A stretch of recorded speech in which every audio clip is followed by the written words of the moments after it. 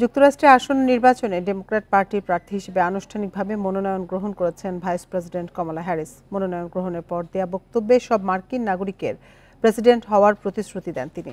এদিকে কমলার বক্তৃতার সমালোচনা করেছেন রিপাবলিকান প্রেসিডেন্ট প্রার্থী ডোনাল্ড ট্রাম্প।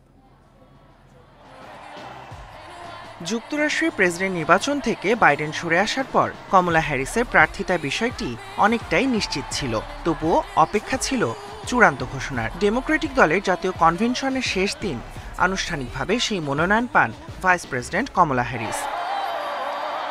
মনোনয়ন গ্রহণের পর দেয়া বক্তব্যে ঐক্যের ডাক দেন কমলা। দলীয় মনোনয়ন একটি নতুন পথ তৈরি করার সুযোগ দিয়েছে বলেও মন্তব্য করেন তিনি।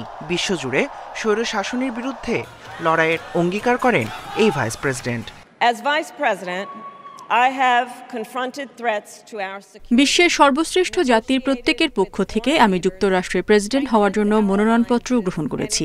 নিরাপত্তা ও মূল্যবোধকে এগিয়ে নিতে আমাদের সবসময় অবিচল থাকতে হবে। ভাইস প্রেসিডেন্ট থাকাকালীন আমার দেশের নিরাপত্তার ব্যাপারে জোর দিয়েছি।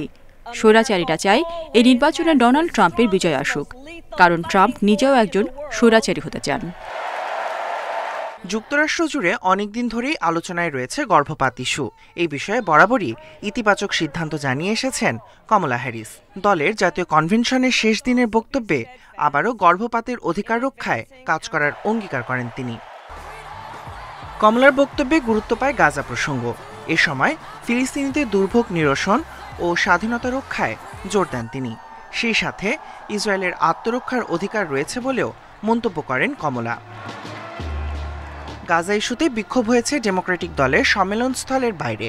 এমনকি কনভেনশনে ফিলিস্তিনপন্থী বক্তাদের কথা বলার সুযোগ না দেয় কমলার ওপর থেকে সমর্থন তুলে নিয়েছেন মুসলিম নারীদের একটি দল।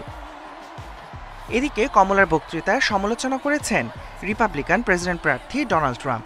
ট্রুথ সোশ্যালে দেয়া এক পোস্টে তিনি বলেন, কমলা যেসব বিষয় নিয়ে এখন অভিযোগ করেছেন তা নিয়ে এতদিন কিছুই করেননি তিনি। Tahmid Abrar, independent news.